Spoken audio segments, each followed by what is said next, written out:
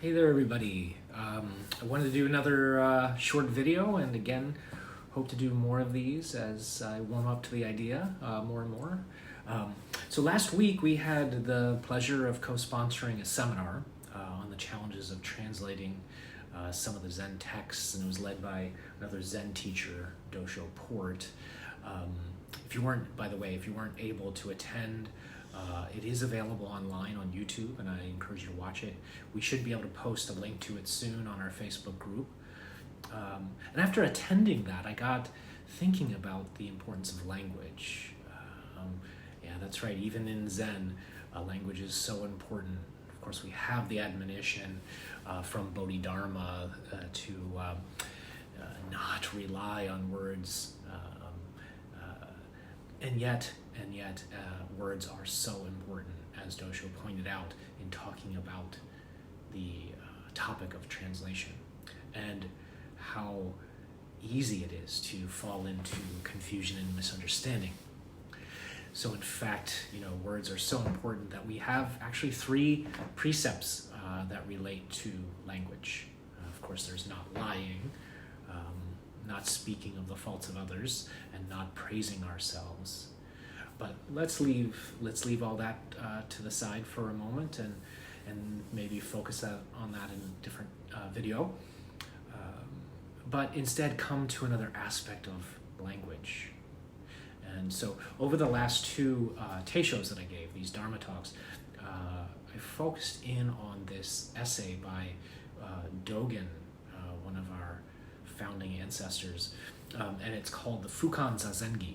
I'm sure some of you have read it. A universal recommendation for Zazen. And somehow, even after giving 2 talks, we only made it through about 3 paragraphs of that text. But I wanted to read just the beginning of it so you can see where I'm going with this. So Dogen says, the way is basically perfect and all-pervading. How could it be contingent upon practice and realization? The Dharma vehicle is free and untrammeled. What is the need for concentrated effort? Indeed, the whole body is far from the world's dust. Who could believe in a means to brush it clean? It is never apart from one, right where one is. What is the use of going off here and there to practice? And yet, if there is the slightest discrepancy, the way is as distant as heaven from earth. If the least like or dislike arises, the mind is lost in confusion. And so, out of all of these, 80 words or so, I want to focus in on just 2 of these words, and that is the link between these paragraphs, these 2 words, and yet. So, what do these 2 words really mean? Well, some translations of this essay use the word however instead of and yet. But I think and yet is the perfect phrase, the perfect translation, because it describes our practice so well, right? The word yet implies in spite of, and the word and usually means in addition to. So and is inclusive, yet is excluding. You could then boil that down to yes, meaning inclusive, and no, exclusive or excluding. And in so many ways, this practice of Zen is about untangling from yes or no, have or have not, am or am not. I think of Nagarjuna, the early Indian Buddhist philosopher, who said, things are neither this nor that. They are neither both this and that, and they are neither this nor that. Something like that.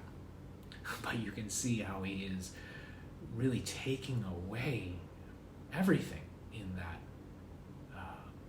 phrase. So we don't untangle from yes and no by ignoring yes and no or something like that.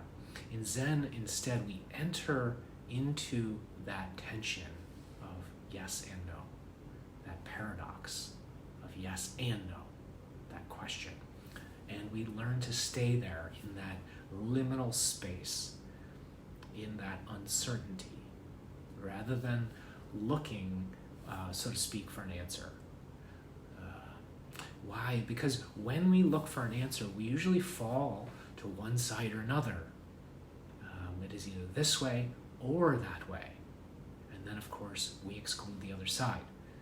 But in Zen, we are more interested in actually the question, that space where questions can be held. This is the common space of both koan practice and shikantaza, being able to hold, so that we can open to a new way of experiencing things. Because we know as soon as we settle to one side, what happens, right?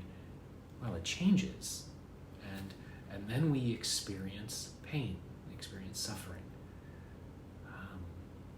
This could go for any of those little questions or big questions that arise from us, for us every day. I mean, for example, am I a good father, or a good mother, or say a good friend? We could say yes, but then we could add this phrase, and yet, yes, and yet. I could do better.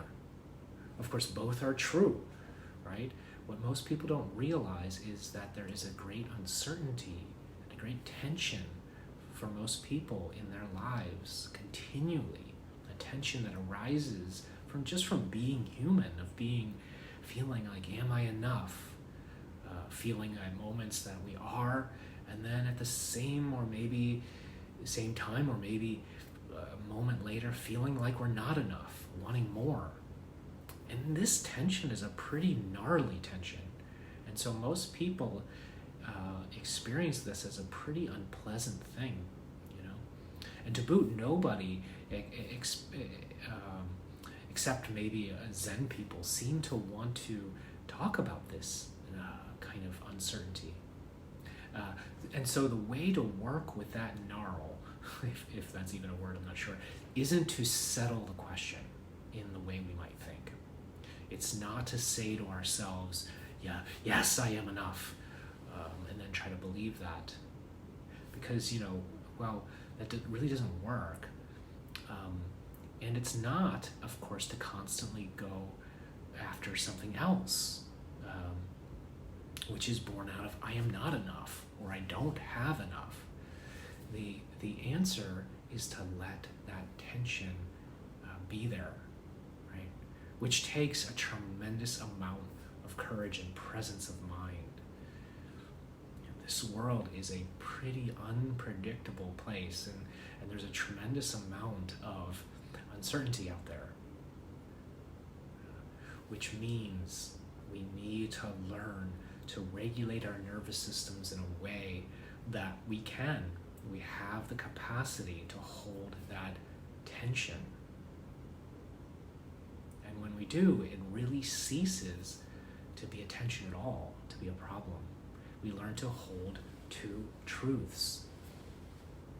A lot of conflict, I believe, arises because of a person's inability to hold two truths. Of course, we see this in public policy and politics, in our own personal relationships. People want to believe, right, that it is either this way, it's got to be this way, or it's got to be that way. Right? And that gives us a sense of assuredness, of safety. But if we play that out, then that longing for safety and assuredness can lead to a kind of orthodoxy or rigidity, right? And therefore pain and reactivity. So when we even see this in Zen circles. This practice is right, or this practice is wrong, or this practice is better than that practice, and right. So this is we need to learn to stay in this place between ideas, which is a place of great freedom. Right? This isn't to say that we're wishy-washy or that we don't take a stand when we need to take a stand. Or for that matter, we don't come to resolutions to our questions. Sometimes of course we do, and when that happens, it's nice. But I think we could all do with a little more skill in staying open. So, how do we do that? Well, first, again, to regulate our nervous systems through our breath practice, and then noticing the impulse inside of us, that urge, physically, mentally, to want to fall to one side or another, to settle something, to answer something, and to see if we can just be patient. Right? And so these two words, and yet, while they might just be overlooked, are actually a great practice. So we might ask ourselves, what are we overlooking?